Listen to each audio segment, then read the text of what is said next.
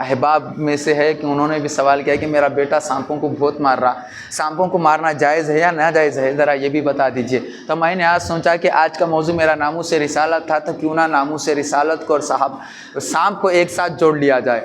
سانپ ہے کیا، اس کا کردار کیا تھا، دکھتا کیسے تھا، پھر اب کیسے دکھ رہا ہے، اس پر تفصیل سے میں آپ کی خدمت میں پیش کروں گا۔ تھوڑا محبت کے ساتھ سبحان اللہ کہہ دیجئے۔ معزز سامعین اکرام، آئیے ایک پیاری حدیث شریف بتاتا چلو۔ مجھ سے سوال کرنے والوں نے سوال کیا تھا سانپ کو مارنا کیسا ہے، سانپ دکھتا تھا، پہلے سانپ کی اصلیت کو تو بیان کریں گے۔ حضرت آدم علیہ السلام کے زمانے سے اگر ہم سانپ کو پڑھیں گے تو پتہ چلے گا۔ حضرت آدم علیہ السلام کا زمانہ تھا، حضرت آدم علیہ السلام کے ساتھ جنت میں آدم علیہ السلام کی خدمت کرنے والا سانپ تھا۔ سانپ کتنا بڑا آدمی تھا دیکھو، حضرت آدم علیہ السلام کا خادم تھا جنت میں سانپ، ایسا ویسا بندہ نہیں تھا، ایک نبی کا جو دنیا میں سب سے پہلے مبعوث کیے گئے اس کا خادم تھا جنت میں۔ اور اس کے کتنے پیر تھے؟ صرف 4 پیر تھے۔ آج کتنے پیر ہیں؟ رینگ لیتے ہوئے چلتا، پہلے صرف 4 پیر تھے۔ اور خوبصورت جانور، سارے جانوروں میں اگر کوئی خوبصورت جانور تھا، اللہ نے جانوروں کو جب پیدا فرمایا تو سب سے خوبصورت سانپ کو بنایا تھا، سانپ کو بنایا تھا۔ اچھا میں ایسی ویسی نہیں بول دے رہا ہوں، حدیثیں اٹھا کر کے پیش کر رہا ہوں میں آپ سے۔ سیدنا وہاب بن منبہ رضی اللہ تعالیٰ عنہ فرماتے ہیں شیطان سانپ کے منہ پر بیٹھ کر جنت میں داخل ہوا۔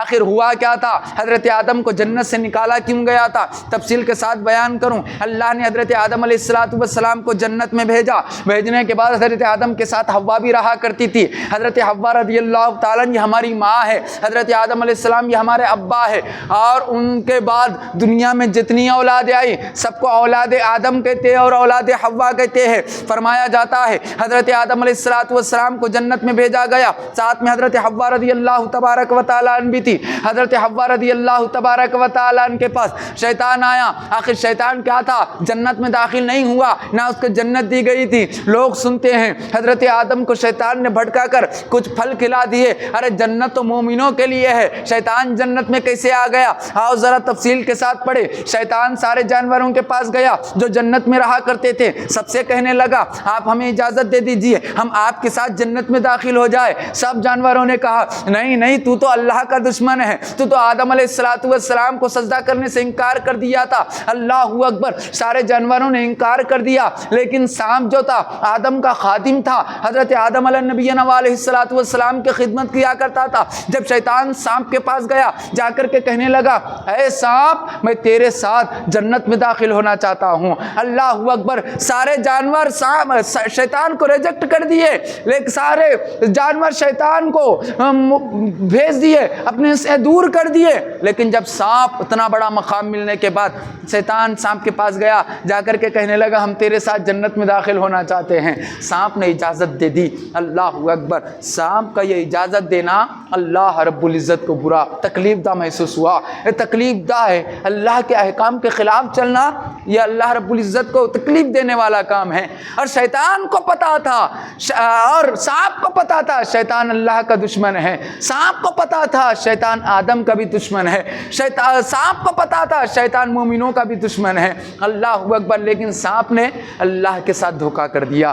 اللہ اکبر، اللہ رب العزت کے احکام کے خلاف عمل کر دیا، اور سانپ نے اپنا منہ کھولا، شیطان سانپ کے اندر چلا گیا، سانپ کے اندر گیا، اور شیطان کو سانپ لیتا ہوا جنت میں پہنچا۔ جب جنت میں داخل ہو گیا تو سانپ نے اپنا منہ کھولا، منہ کھولنے کے بعد شیطان باہر ظاہر ہوا، ہونے کے بعد انہوں اچھی خاصی شکل میں حضرت حوا علیہ نبی علیہ السلام کے پاس گیا، جا کے وہ ممنوعہ پھل جس سے روکا گیا تھا وہ حضرت حوا کو کھلایا۔ حضرت حوا سے کہنے لگا کتنا خوبصورت پھل ہے، اس کا کتنا بہترین ذائقہ ہے، یہ کتنا بہتر نظر آ رہا ہے، دکھنے میں بھی اچھا ہے، ذائقے میں بھی اچھا ہے، ٹیسٹ میں بھی اچھا ہے، ارے دکھنے میں بھی سب چیزوں میں اچھا ہے، شاید تم کھا لو تو کتنا اچھا ہوگا۔ حضرت حوا علیہ نبی علیہ السلام نے اس شیطان کی بات کو سنتے ہوئے وہ پھل کو کھا لیا۔ کھا لینے کے بعد پھر وہی شیطان اچھے روپ و رویے کے ساتھ حضرت آدم کے پاس پہنچا، اس پھل کو لے کر کے جس سے حضرت اللہ رب العزت نے حضرت آدم کو روکا تھا، کہا تھا اس پھل کو مت کھانا، وہ پھل کو لے کر کے آدم علیہ السلام کے پاس گیا، جا کر کے آدم علیہ السلام سے کہنے لگا شیطان اس پھل کو کھا لیجئے، کتنا خوبصورت دکھ رہا، اس پھل کو کھا لیجئے، کتنا پیارا دکھ رہا۔ ٹیسٹ بھی اچھا ہے، ذائقہ بھی اچھا ہے، یہ کبھی کسی کو تکلیف بھی نہیں دیتا۔ پھل کی بڑی تعریفیں کرتا جا رہا۔ حضرت آدم علیہ السلام نے حضرت حوا رضی اللہ تعالی عنہ کے ساتھ ٹھہرے، سوچ رہے تھے کہ کھاؤں کہ نہ کھاؤں، کھاؤں کہ نہ کھاؤں۔ حضرت حوا نے کہا اے آدم کھا لیجئے، اے آدم کھا لیجئے۔ آدم نے کہا اللہ نے انکار کیا ہے، اس سے کچھ نہ کچھ تو تکلیف ہے، مولا منع کر رہا ہے، تو اس کے پیچھے بہت ساری وجوہات ہو سکتی ہے۔ حضرت حوا نے کہا اس پھل کو تو میں نے کھا لیا، مجھے تو کوئی تکلیف ہوئی نہیں، آپ بھی کھا لیجئے۔ حضرت حوا کی بات کو سنتے ہوئے حضرت آدم علیہ السلام نے اس شیطان کے دیے ہوئے پھل کو کھا لیا۔ یہی پھل کا تھانہ تھا کہ حضرت آدم علیہ السلام کو مولا کریم نے جنت سے نکالا اور دنیا میں بھیج دیا۔ شیطان دیکھو وہاں پر بھی، اور اس کے بعد کہ دیکھیے اب شیطان ہے کیا، اور اس سانپ کے ذریعے ان جنت میں گیا تو سانپ کا معاملہ کیا ہو۔ 4 پیر تھے سانپ کے، حدیث کی روایت کے ذریعے میں حدیث کی روشنی میں بتا رہا ہوں، سانپ کے کتنے پیر تھے؟ 4 پیر تھے۔ اونٹنی سے بھی خوبصورت دکھتا تھا، روایت تو آ رہی اونٹنی سے بھی خوبصورت دکھتا تھا سانپ، لیکن جیسے ہی سانپ نے منہ کھولا شیطان باہر نکلا، اللہ نے فوری حکم فرمایا سانپ کے سارے پیر کاٹ دیے جائے، سارے پیر کاٹ دیے جائے۔ اللہ اکبر، سارے پیر ان کو کاٹنے کا حکم دے دیا، 4 کے 4 پیر کاٹ دیے۔ کچھ پیر بچے ہوئے تھے، کچھ پیر، 4 پیر کاٹ دیے تو کچھ، مطلب کاٹنے کا مقصد ایسا ہوا کہ ان کے پیروں کو پیٹ میں گھسڑ دیا گیا، پیٹ میں ڈال دیا گیا۔ اب اس کے بعد ہوا کیا مسئلہ، ان پیروں سے تو بھی چل رہا تھا سانپ، لیکن اس کے بعد جنت سے نکالنے کے بعد جب دنیا میں آئے ساری چیزیں، تو شیطان کے پاس سانپ گیا، جا کے بولا میں تیرا ساتھ دیا ہوں تھا نا بھائی، وہاں پر تیری وجہ سے میرے پیر چلے گئے، اب بتا میں کیا کروں۔ شیطان بولا تو فکر مت کر، تو میرا دوست ہے، تو میرا عقیدت مند ہے، تو میرا پیارا ہے، میں تیرے کو ایسی چھوڑ دیتا ہوں کیا، میرے بتا ہوئے تو طریقے پر عمل کر، انشاءاللہ میں تیرے کو بہت کچھ دیتا ہوں۔ شیطان بول رہا ہے کس سے؟ سانپ سے۔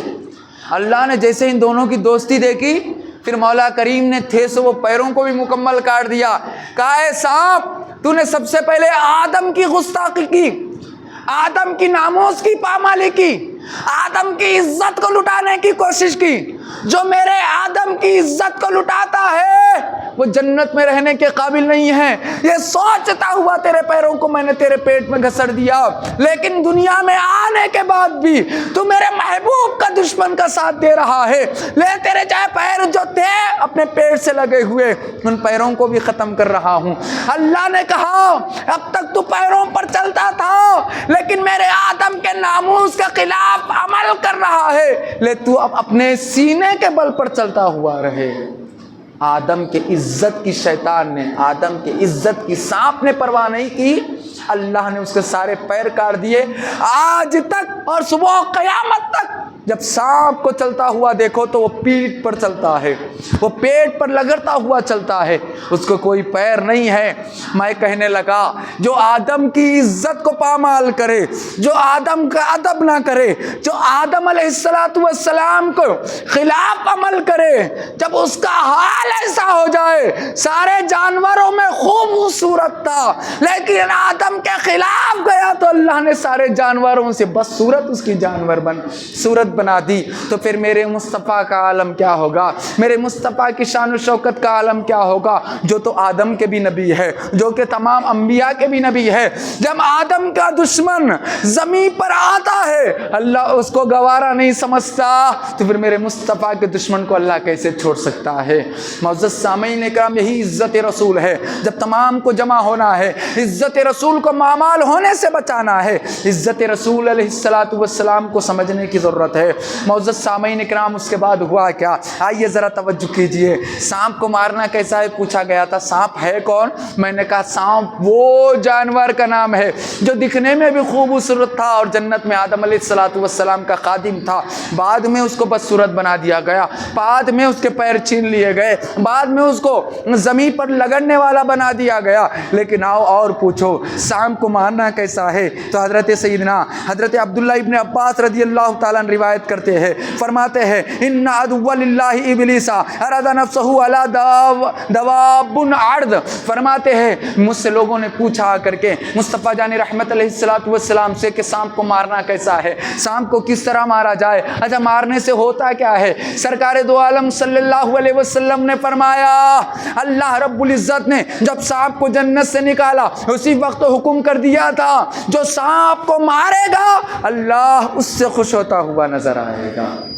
آج لوگ بولتے ہیں ہمارے گھروں میں، خاص خواتین، سانپ کو نکو مارو جی، ان بن منہ کا جانور ہے، نہیں مارنا اس کو، مارے تو بہت برا ہوتا، سانپ دشمنی پکڑ لیتا، یہ کرتا وہ کرتا۔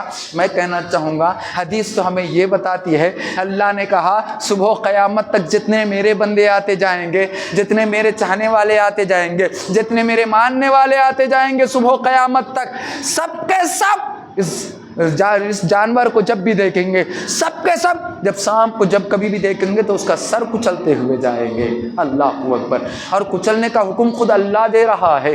فرمایا جو آدم کے عزت کی پرواہ نہ کرے، جو آدم کی تعظیم کی پرواہ نہ کرے، پھر وہ صبح قیامت تک مارا مارا پھرتا رہے گا، وہ مارا مارا پھرتا رہے گا، اس کی کوئی اہمیت نہیں ہوگی، اس کی کوئی عزت نہیں ہوگی۔ ارے جب آدم کے عزت کو لٹانے والے جانور کا عالم یہ ہے، صبح قیامت تک مارنے کا حکم دیا جا رہا ہے، تو پھر میرے مصطفیٰ کے دشمن کو مارنے، میرے مصطفیٰ کے دشمن کے ناموس کے خلاف عمل کرنے والے کا عالم کیا ہوگا۔ اچھا آئیے بات میں بتا دوں، عزت کی بات آئی تو اور ایک حدیث پیش کر دوں۔ آپ سنے ہوں گے گرگٹ کو مارنے سے ثواب ملتا ہے، گرگٹ کو مارنا بہترین چیز ہے۔ ایک فرمایا جاتا پہلا ایک مار مارے تو ایک روٹی صدقہ کرنے کا ثواب، دو مار مارے تو آدھی روٹی صدقہ کرنے کا ثواب، تین مار مارے، تین مار میں اگر سانپ کو تین مار میں اگر گرگٹ کو مار دے تو پھر کچھ نیکیاں عطا کی جاتی ہے۔ میں نے پوچھا ہے اللہ یہ بھی تیری مخلوق، یہ بھی تیری خلقت ہے، تو نے ہی تو گرگٹ کو بنایا ہے، لیکن تو کہتا ہے گرگٹ کو مارا جائے۔ میں کہوں اے اللہ گرگٹ کو مارنے کا حکم کیوں دیا جا رہا ہے؟ تو حدیثیں بتائی آتی، حدیثوں میں آتا ہے اللہ رب العزت نے گرگٹ کو بنایا تھا اپنی بندگی کے لیے، گرگٹ کو بنایا تھا اپنے بندوں کی بندگی کے لیے، لیکن جب حضرت ابراہیم علیہ نبی علیہ السلام کو دشمنوں نے آگ میں پھینک دیا، سارے جانوروں نے اللہ کی بارگاہ میں دعا کی، اے اللہ اس آگ کو بجھانے کی سعادت مجھے دے دے، اس آگ کو ختم کرنے کی سعادت مجھے دے دے۔ آگ میں ابراہیم گر رہا ہے، سارے جانور ہاتھ اٹھائے اللہ کی بارگاہ میں دعا کر رہے ہیں، اے اللہ یہ سعادت مجھے دے دے کہ میں آگ کو بجھا دوں، یہ سعادت مجھے دے دے کہ میں آگ کو بجھا دوں۔ سبوں نے ہاتھ اٹھائے، سبوں نے دعائیں کی، اللہ نے سبوں کی دعاؤں کو سنا، لیکن قبول مینڈک کی دعا کا کیا۔ کہا اے مینڈک تو دعا کرتی ہے کہ تو آگ کو بجھائے گی، لے میں تجھے اجازت دیتا ہوں، جا ابراہیم کی آگ کو نہ، ابراہیم جس آگ میں گر رہا ہے اس آگ کو پانی سے بجھا دے۔ اللہ اکبر۔ آپ کو پتا ہونا چاہیے مینڈک کتنی ہوتی ہے، چھوٹی ہوتی ہے۔ مولا کو پتا نہیں تھا کیا مینڈک چھوٹی ہے؟ مینڈک کو حکم دوں گا وہ آگ جو زمین پر لگ رہی ہے تو آسمان تک شعلے پہنچ رہے ہیں، آسمان تک اس کی بھاپ پہنچ رہی ہے، یہ چھوٹی سی مینڈک اس کو کیسے بجھائے گی؟ اللہ کو پتا تھا، لیکن اللہ وہاں بجھانے کے عمل کو نہیں دیکھ رہا تھا، وہاں پر ابراہیم کی محبت کو دیکھ رہا تھا۔ کون جانور کس محبت کے ساتھ ابراہیم کا تحفظ کرنا چاہتا ہے، ابراہیم کے ناموس کی تحفظ کرنا چاہتا ہے، ابراہیم کی ذات کا تحفظ کرنا چاہتا ہے۔ معزز سامعین اکرام، ہوا کیا تھا؟ اللہ نے مینڈک کو حکم دے دیا، مینڈک آیا اور اپنی طاقت کے مطابق اس آگ کو بجھانے کی کوشش کر رہا ہے، لیکن ایک طرف گرگٹ پھونک پھونک کر کے آگ کو بھڑکانے کی کوشش کر رہا ہے۔ فرمایا اللہ کہتا یہ بھی میری مخلوق، وہ بھی میری مخلوق، لیکن سنو جب بھی مینڈک دکھو تو مینڈک کو مارو مت، لیکن جب بھی گرگٹ دکھے تو گرگٹ کو مارا کرو، صرف مارا مت کرو، مار کے ختم کر دیا کرو۔ جو ایک مار کے ختم کرے گا اس کو زیادہ نیکیاں دی جائے گی، جو دو ماروں میں ختم کرے گا اس کو کچھ کم نیکیاں دی جائے گی۔ میں نے پوچھا ہے اللہ گرگٹ کو مارنے کی تلقین کیوں کی جا رہی ہے؟ تو اللہ کی طرف سے جواب آ رہا ہے اس لیے کہ یہ گرگٹ میرے ابراہیم کے خلاف گیا تھا، یہ گرگٹ میرے خلیل اللہ کی عزت کا ادب نہیں کیا، یہ گرگٹ میرے ابراہیم کی محبت نہیں کیا، اور جو میرے ابراہیم سے روگردانی کر لے قیامت تک زمانہ اس سے روگردانی کرے گا۔ اللہ اکبر۔ اس لیے صبح قیامت تک گرگٹ کو مارنے کا حکم دیا جا رہا ہے۔ میں سوچنے لگا وہ آدم تھا جس کے خلاف کرنے والے سانپ پر سارے پیر چھین لیے گئے، زمین پر رینٹ آ جا رہا ہے اس کو۔ وہ گرگڑ تھا جس نے صرف پھونک لگائی تھی ابراہیم کی آنکھ پر، قیامت تک اس کو مارنے کا حکم دیا جا رہا ہے۔ اے اللہ، یہ دونوں نبی ہیں، لیکن ان نبیوں کے امام کی شان و شوکت کا عالم کیا ہوگا، ان کی بدبختیوں کا عالم کیا ہوگا جو مصطفیٰ جان رحمت کے ناموس کے خلاف عمل کرے۔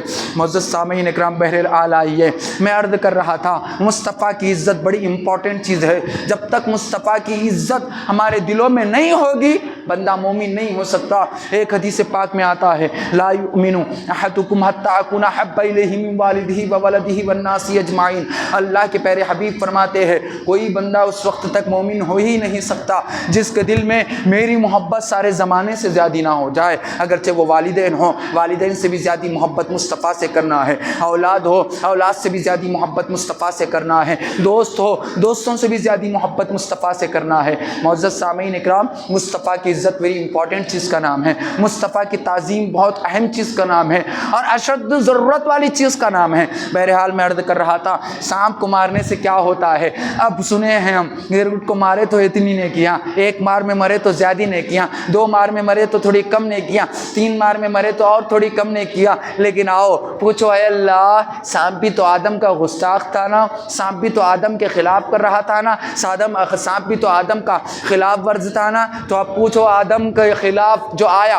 آدم کی جس نے گستاخی کی، پھر اس کو مارنے سے کیا ثواب ملے گا؟ آؤ، جب ہم نے رسول اللہ کی بارگاہ میں پوچھا، ان ابی الحواس ان عبداللہ ابن مسعود قال سمعت رسول اللہ صلی اللہ علیہ وسلم یقول، حضرت کون فرما رہے؟ حضرت عبداللہ ابن مسعود رضی اللہ تعالیٰ نے فرماتے ہیں سمعت رسول اللہ صلی اللہ علیہ وسلم، فرماتے ہیں میں نے سنا رسول اللہ صلی اللہ علیہ وسلم یقول، فرما رہے تھے، کیا فرما رہے تھے؟ من قتل حیۃ فکأنما قتل کافرا، فرماتے ہیں جس نے سانپ کا قتل کیا گویا کہ اس نے کافر کا قتل کیا۔ جس نے سانپ کا قتل کیا، سانپ کو مارنے والا اتنے بڑے مرتبے میں فائز ہو جاتا ہے کہ اس کو کافر کو مارنے کا ثواب دیا جاتا ہے، اس کو جہاد کا ثواب دیا جاتا ہے۔ اللہ اکبر، سانپ کو مارنے کا حکم کیوں دیا جا رہا ہے؟ اسی وجہ کہ اس نے آدم کی گستاخی کی۔ جب آدم کی گستاخی کی تو جو آدم کی گستاخی کرے قیامت تک آنے والی اس کی نسلوں کو مارنے کا حکم دیا جا رہا ہے۔ تو اے مسلمانوں، فی دور میں مصطفیٰ جان رحمت علیہ السلام کی جو گستاخی کرتا ہے، پھر اس کا انجام کیسے ہونا چاہیے، پھر اس کے خلاف ہمارا عمل کیسے ہونا چاہیے؟ آج ذات مصطفیٰ پر حملہ کرنے والے بڑے کتے پیدا ہو چکے ہیں۔ مصطفیٰ کی جب بھی بات آتی ہے ہمیں یہ دیکھنا نہیں ہے ہم کیا ہے، ہمارا مقام کیا ہے، ہمارا مرتبہ کیا ہے۔ جب بھی سرکار کی بات آتی ہے، سرکار کی عزت کی بات آتی ہے، کہنا تو یہ چاہیے بعد میں سرکار کا نام لے، پہلے آجا مجھ سے مقابلہ کر لے۔ معزز سامعین اکرام، اس لیے تو تاج الشریعہ نے فرمایا تھا زندگی یہ نہیں ہے کسی کے لیے، زندگی ہے نبی کی، نبی کے لیے، نہ سمجھ مرتے ہیں زندگی کے لیے، جینا مرنا ہے سب کچھ نبی کے لیے۔ اچھا، ہم نے پوچھا سانپ کا تذکرہ چل رہا، سانپ کون ہے؟ آدم علیہ السلام کا خاص جنت کا خادم تھا، لیکن دنیا میں آنے کے بعد وہ آدم علیہ السلام کا بڑا گستاخ بن گیا، سب سے بڑا گستاخ۔ ہم نے کہا آدم کے گستاخ کو مارنے سے کیا ملے گا؟ فرمایا ایک کافر کو مارنے کا ثواب دیا جائے گا۔ میں نے کہا بس اتنا ہی، ایک کافر کو مارنے کا ثواب ہی دیا جائے گا؟ پھر اللہ اکبر، فرماتے ہیں قال علماؤنا، ہمارے علماء نے فرمایا، کیا فرمایا؟ کانت لہو فداء من النار، فرمایا جس نے سانپ کو مارا اس کے لیے جہنم کی آگ فدیہ کر دی جائے گی، یعنی جس نے سانپ کو مارا جہنم میں اس کی جہنم کی آگ سے وہ محفوظ رہے گا جس نے سانپ کو مارا۔ پوچھا گیا یہ کس کی سزا دی جا رہی ہے؟ تو فرمایا گیا جو آدم کے گستاخ کو مارے، جب آدم کے گستاخ کے خلاف کوئی عمل کرے گا جہنم سے اس کو محفوظ کیا جائے گا، جہنم کی آگ سے اس کو محفوظ کیا جائے گا۔ ارے جو آدم کے گستاخ کے خلاف عمل کرے جہنم کی آگ اس کو نہیں چھو سکتی، جو میرے مصطفیٰ کے عزت کی تحفظ کرے جہنم کی آگ اسے کیسے چھو سکتی ہے؟ معزز سامعین اکرام، اس لیے جب بھی مصطفیٰ کے ناموس کی بات آتی ہے، مصطفیٰ جان رحمت کی عزت کی بات آتی ہے تو میدان میں اترنا چاہیے۔ یہ میدان میں اترنا ہمیں جہنم کی آگ سے بھی بچاتا ہے، یہ میدان میں اترنا ہمیں مجاہد بھی بناتا ہے، یہ میدان میں اترنا زندگی کا مقصد بھی ظاہر کرتا ہے۔ ارے ہے کیا ہماری زندگی کا مقصد؟ تو کہنا چاہیے یا رسول اللہ زمین و زماں تمہارے لیے، مکین و مکا تمہارے لیے، چنین و چنا تمہارے لیے، بنے دو جہاں تمہارے لیے، دہن میں زباں تمہارے لیے، ہے بدن میں جان تمہارے لیے، ہم آئے ہیں یہاں تمہارے لیے، اٹھیں گے وہاں تمہارے لیے۔ ارے رسول اللہ کی ذات تو وہ ذات کریمہ ہے، صرف ہمیں ہی کو اللہ نے مصطفیٰ کے لیے نہیں بنایا بلکہ ساری کائنات کو اللہ نے مصطفیٰ کے لیے بنایا ہے۔ اس لیے تاج الشریعہ نے کہا دونوں جہاں بنائے گئے آپ ہی کے لیے اور آپ کو بنایا گیا ہے اپنے لیے۔ یعنی تاج الشریعہ بیان کرتے ہیں دو جہاں کی خلقت مصطفیٰ کے لیے بنائی گئی اور اپنے لیے اللہ نے مصطفیٰ کو بنایا ہے۔ معزز سامعین اکرام، مصطفیٰ کی جب عزت کی بات آتی ہے، جب مصطفیٰ کے ناموس کی بات آتی ہے، جب مصطفیٰ علیہ السلام کی تعظیم کی بات آتی ہے، سروں کو خم کر لینا چاہیے۔ آج لوگ اعتراض کر رہے ہیں مصطفیٰ کی بارگاہ میں سر جھکا کر کے کیوں سلام پڑھ رہے ہیں، مصطفیٰ کی بارگاہ میں ادب کے ساتھ کیوں کھڑے رہ رہے ہیں۔ ارے مصطفیٰ علیہ السلام کی تعظیم کے خلاف آج لوگ زبان درازیاں کر رہے ہیں۔ میں بتانا چاہوں یہ وہ بارگاہ ہے جہاں پر کوئی آ کر کے سر جھکا دیتا ہے اللہ اس کو ابو بکر سے صدیق اکبر بنا دیتا ہے، فاروق سے عمر سے فاروق اعظم بنا دیتا ہے، عثمان سے ذوالنورین بنا دیتا ہے، حیدر کو شیر خدا بنا دیتا ہے، حسن کو حسن اخلاق کا پیکر بنا دیتا ہے۔ جب حسین مصطفیٰ کے لیے میدان میں اترتے ہیں اللہ شہید اعظم بنا دیتا ہے، ابو حنیفہ مصطفیٰ کے لیے میدان میں اترتے ہیں امام اعظم بنا دیتا ہے، شیخ عبد القادر جیلانی مصطفیٰ کی بارگاہ میں ادب کے ساتھ کھڑے ہو جاتے ہیں اللہ غوث اعظم بنا دیتا ہے، معین الدین اجمیری دین مصطفیٰ کے لیے ہند آتے ہیں اللہ ہندوستان کا سلطان بنا دیتا ہے، احمد رضا مصطفیٰ کی تعظیم کے لیے قلم اٹھاتا ہے زمانے میں اللہ اس کو اعلیٰ حضرت بنا دیتا ہے۔ معزز سامعین اکرام، یہ تعظیمیں مل کس لیے رہی ہے؟ یہ تعظیمیں کن کو مل رہی ہے؟ یہ تعظیم انہی لوگوں کو مل رہی ہے جنہوں نے مصطفیٰ کی تعظیم بتائی ہے، مصطفیٰ کا ادب سکھایا ہے، مصطفیٰ کی ناموس سکھائی ہے۔ معزز سامعین اکرام، بہرحال عرض کر رہا تھا آپ کا کچھ نہ کچھ عمل مصطفیٰ جان رحمت علیہ السلام کے گستاخوں کے خلاف ہونا چاہیے، غداروں کے خلاف ہونا چاہیے۔ کون سا عمل کرے مصعب؟ اب تو ہندوستان کی حکومت چل رہی ہے، گستاخی کرنے والا گستاخی کرتے جا رہا ہے، تو ہم کون سا عمل کریں جس کی وجہ سے ہمارا ثبوت ہم جہنم کی آگ سے بھی بچ سکے، مجاہدین میں بھی شامل ہو سکے؟ تو معزز سامعین اکرام، جب گستاخوں کی بات آتی ہے تو ہندوستان کا جو قانون ہمیں بتا رہا ہے ٹھیک ہے اگر تمہیں کسی چیز کی تکلیف ہوتی ہے تو آؤ ہم سے آ کر کے کہو، احتجاجی شکل میں آنا چاہتے ہو احتجاجی شکل میں آؤ، پروٹیسٹ کی شکل میں آنا چاہتے ہو پروٹیسٹ کی شکل میں آؤ، لیکن آؤ تو صحیح، اپنی بات تو رکھو، اگر مناسب ہو تو ہم قبول کریں گے۔ ہاں ہم بھی مصطفیٰ کی عزت کے خاطر، مصطفیٰ کی ناموس کے خاطر ہر وہ کام کرنے کے لیے تیار ہے جس کام کا حکم ہمیں دیا گیا ہے۔ ہم زیادہ کچھ نہیں کر سکتے لیکن پرشاسن سے، ہم زیادہ کچھ نہیں کر سکتے لیکن حکومت سے، ہم زیادہ کچھ نہیں کر سکتے لیکن ہماری رہنماؤں کو پکڑتے ہوئے، سیاستدانوں کو پکڑتے ہوئے کم از کم ہماری آواز وہاں تک تو پہنچا سکتے ہیں جو گستاخوں کو سزا دینے کے لیے بیٹھی ہوئی ہے۔ معزز سامعین اکرام، جو کچھ عمل ہو سکا آپ کرنے کی کوشش کیجئے۔ کچھ بہنوں نے مجھ سے سوال کیا تھا، مجھ صاحب ہم تو عورتیں ہیں، ہم تو لیڈیز ہیں، بچے جو ہوتے ہیں پروٹیسٹ کے لیے میدان میں اتر بھی جا سکتے ہیں، پولیس اسٹیشن کے بھی چکر کاٹ سکتے ہیں، ہم تو پردہ ہونے والی خواتین ہیں، پھر ہم کون سا عمل کریں؟ جب ہم ان گستاخوں کو دیکھتے ہیں تو آنکھ سے انگار نکل جاتی ہے، ہم سے برداشت نہیں ہوتا۔ کچھ بہنوں نے مجھ سے سوال کیا ہے تو میں نے اس کا حل نکال کر کے آپ کی خدمت میں بھی پیش کر رہا ہوں، اور میری ان بہنوں تک بھی میں بات کو پہنچانا چاہوں گا جو مصطفیٰ کے گستاخ کے خلاف عمل کر کے جہنم کی آگ سے بھی محفوظ رہنا چاہتے ہیں، مجاہد بھی بننا چاہتے ہیں اور اللہ کے محبوبوں میں شامل ہونا چاہتے ہیں۔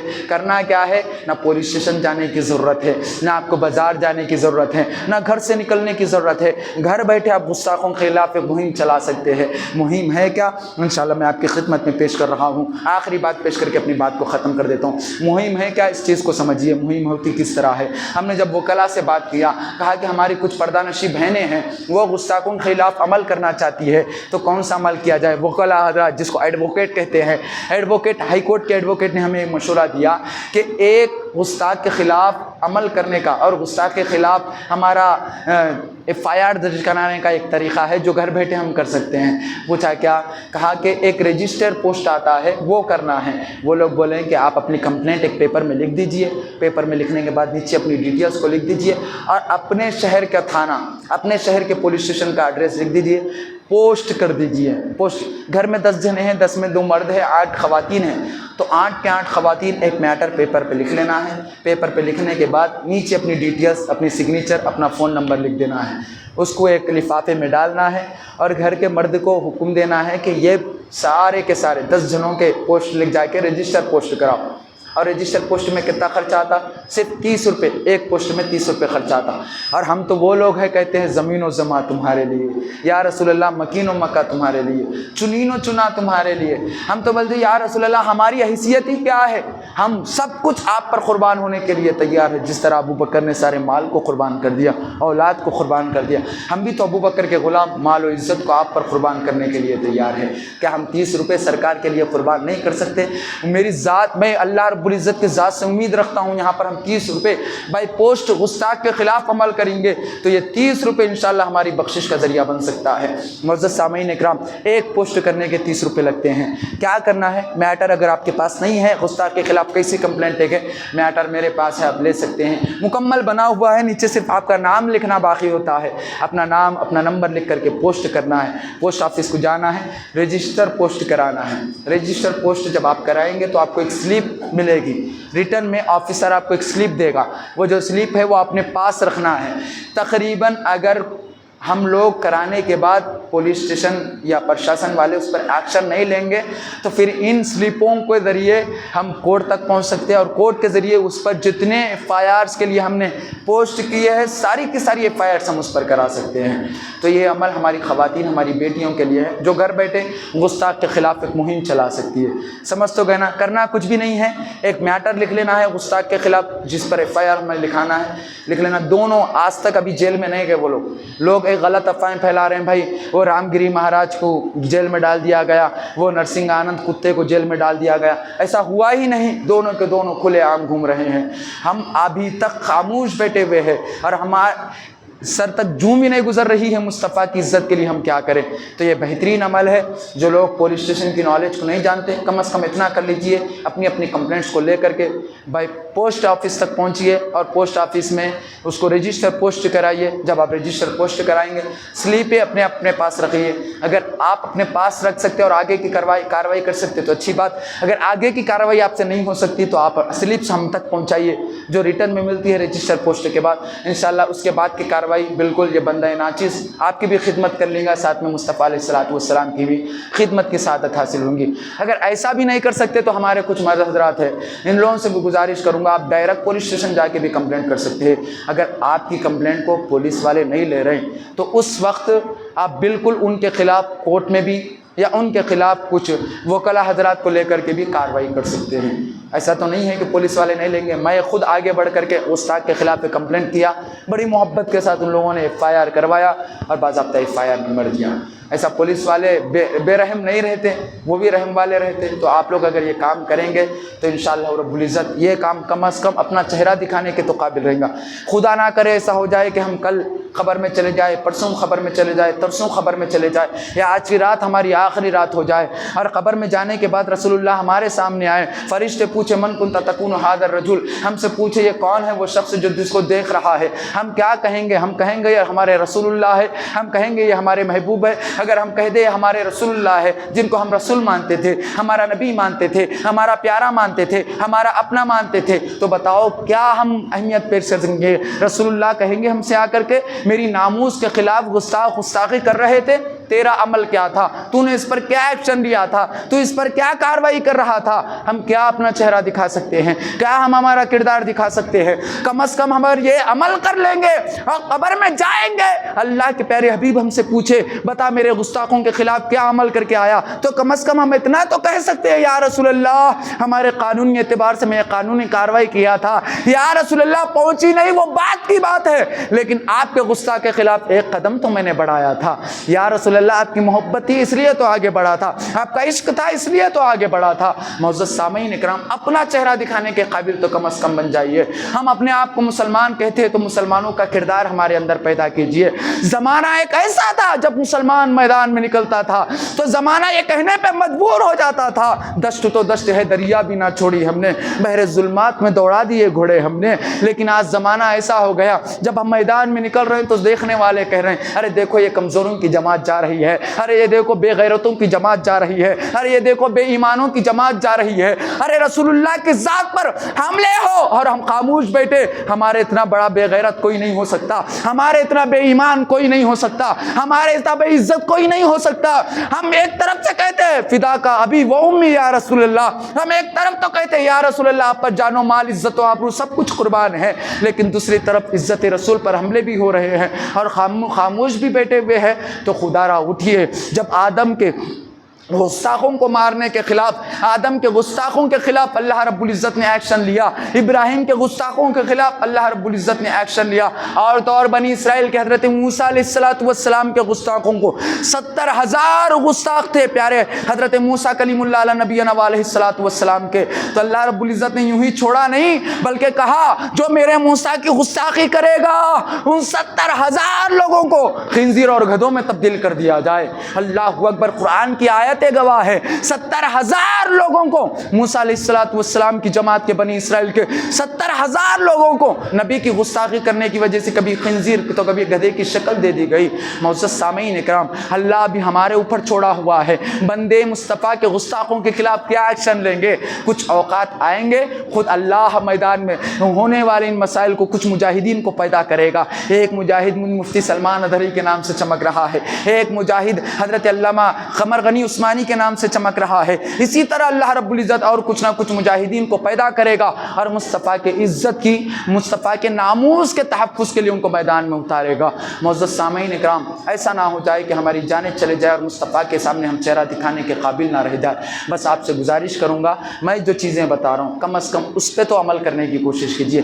گھر بیٹھے آپ پرشاسن تک اپنی آواز پہنچا سکتے ہیں، اگر نہیں ہو سکتا یہاں پر بیٹھنے والے 100 200 500 لوگ جو بھی ہوں گے سب ایک جگہ مل کر کے اپنے اپنے نام سے اس گستاخ کے خلاف ایف آئی آر، دونوں کے خلاف ایف آئی آر، جب ایف آئی آر کریں گے 15 دن تک ایکشن نہیں ہوگا تو پھر ان لوگوں کے اوپر ہمیں ایکشن لینے کی کوشش اور ایکشن لینے کا سامنا کرنے کا ہم ہنر رکھ سکتے ہیں۔ معزز سامعین اکرام، ان باتوں کے ساتھ مولا کی بارگاہ میں دعا کروں گا، مولا سننے سے زیادہ عمل کی توفیق عطا فرمائے۔